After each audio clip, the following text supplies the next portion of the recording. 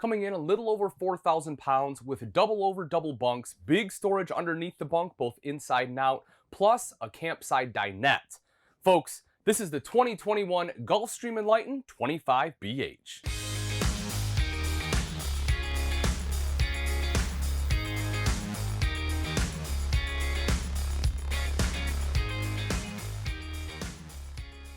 The 25BH is a great camper for someone that's kind of looking to get a little more space for a family RV without breaking the budget, without getting into something that's big or maybe a little bit too long for you or start getting into slide outs. This is still simple and easy convenience with a lot of great features, and again at a great price. So one of the features I really like starting off, and if you've seen my videos, you've seen me talk about this before, but that's a campside dinette. And the reason I enjoy this is because this is the view that I want. Well, not out to a store, but normally this will be out to a campsite. So you'll be out there, having your campfire cooking. If you wake up early in the morning, you're out there, just kind of sitting, relaxing. I can take a look out, see what's going on. Maybe the kids are, out there playing, riding the bike around the campsite, whatever it may be. I'm able to see that out this window. And this is what I prefer rather than looking out at my neighbors. And you have plenty of space here that if you need to sit 4 people, you definitely can. I mean, I'm a pretty decent sized guy and I have more than enough space here. Do note, however, that right down here, because of the wheel well, this does stick up a little bit. So just bear in mind that whoever is on the inside, your legs will be a little bit higher. So as an adult, right, you can see I'm 6 foot tall. I can sit here, but it is a little bit more awkward just because of the angle, just because, again, my legs are up. So, if you have 4 adults in here, the inside will be a little tight, but if it's kids, you'll be just fine. There is an electrical outlet down here as well. I always like to point that out. So if you're, working on a tablet, or laptop, you have a space to plug that in at. This does drop down into a table too, or into a bed too. It is a table. So if you need that additional sleeping space, you can do that. As an adult, it's probably not going to work out for you unless you're okay curling up. But again, it is a good space for an additional child. So if your friends have, or your kids have friends or something they want to bring, this can be an alternative bed. Or, when I went camping, when my daughter was a lot younger, we would use this for the pack and play. You can take the cushions completely off, drop this down. You have a big flat surface. As long as, the kids aren't crawling or, lifting themselves up, as long as they're really little, it's a good spot for a pack and play. So that way they can have a space to sleep at night, up off the floor and out of the way, so you can still access the bathroom. Right up top here, you'll see a couple LED lights. Of course, you'll have those all throughout. If you're not familiar with LED lights, folks, pretty much every RV for the last 2 or 3 years or so has had them.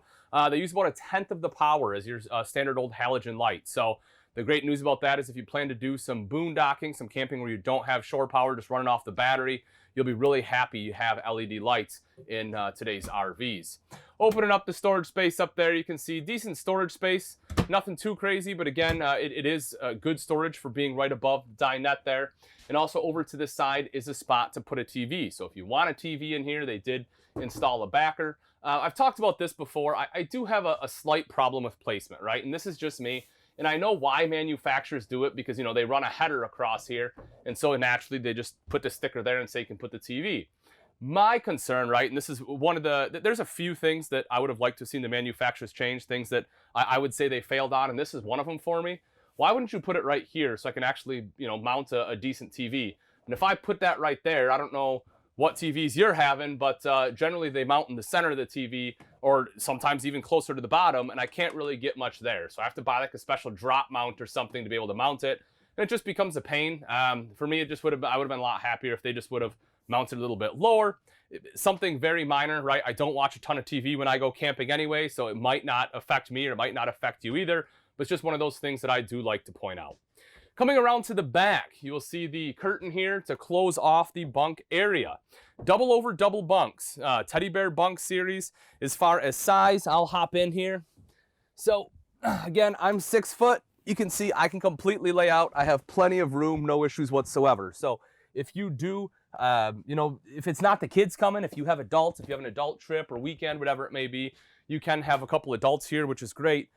Lifting this up, you will see storage there too. So you can see I have the outside open, so you'll notice a couple different access points. So you have some storage space there, and again, a couple different access points depending on what you're trying to get to.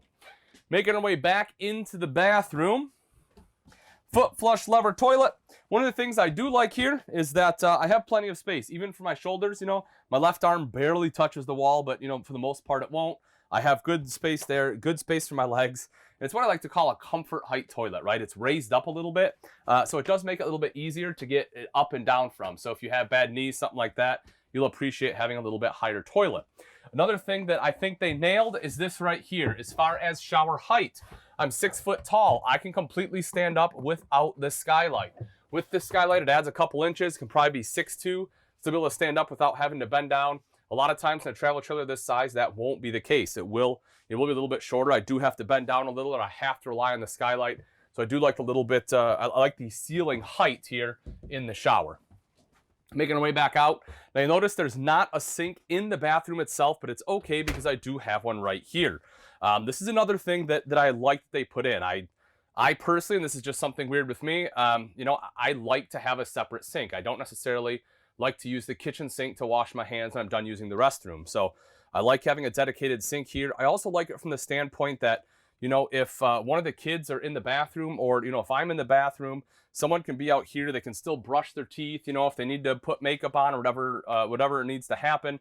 You can kind of have two people getting ready at once. And I do like that just for the speed of getting ready in the morning. Not that I do anything fancy when I'm camping, but, you know, at least brush my teeth. Right up top here, you can see a place to, you know, store any of your extra bathroom goodies. So it is a nice medicine cabinet. As my good friend Chris Young likes to always mention, there is a raised lip on here too, so that hopefully things stay in there a little bit better, especially in this bottom one, right? You know, you can put some stuff in there that's pretty deep, so that way stuff isn't going to fall all over the place in transit.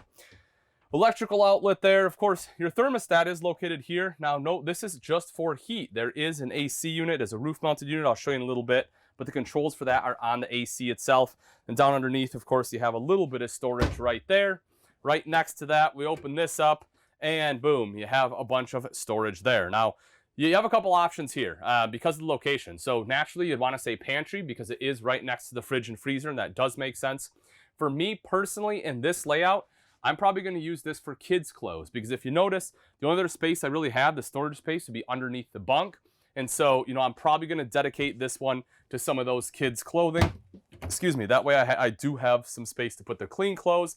And I will probably put, you know, some kind of laundry basket or something in from the outside, push it up over here so I can just throw all my dirty clothes right down there, keep them out of the way. Opening up the fridge freezer, you'll see there's, you know, good space in here, pretty standard. Couple of crisper drawers right down there in the bottom. This one does run off both propane and electric and does have automatic switchover. You'll see the microwave up top right next to that. Some storage space there. And I, you know, normally don't try to show this. It's not like this is anything, again, mind-blowing. But I do like to show this for a couple reasons. One, if you take a look at the weight, so there it is, 4,222 pounds. But look at your carrying capacity on here, folks. There's huge carrying capacity.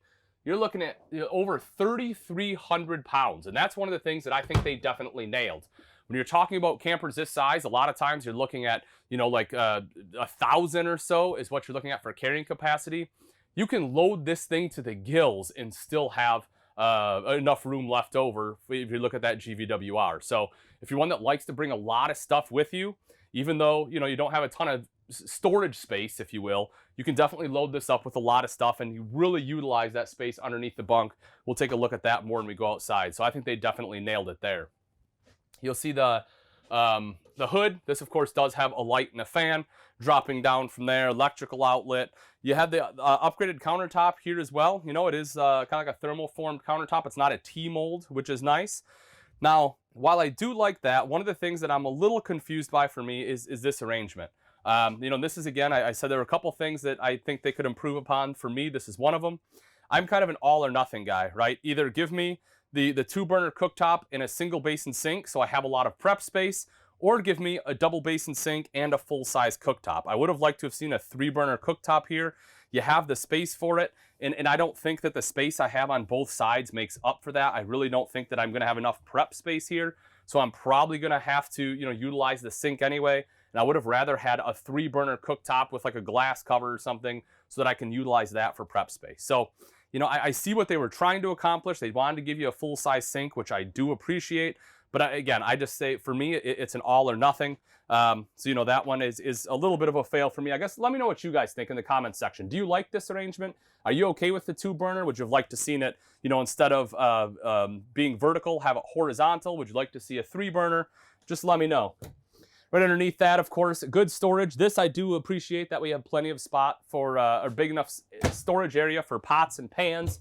Plus you have the storage area over to the side and then 2 drawers. I'll pull one out again just to kind of show you so that we have a spot for your flatware, everything else. Direct vent furnace is located there.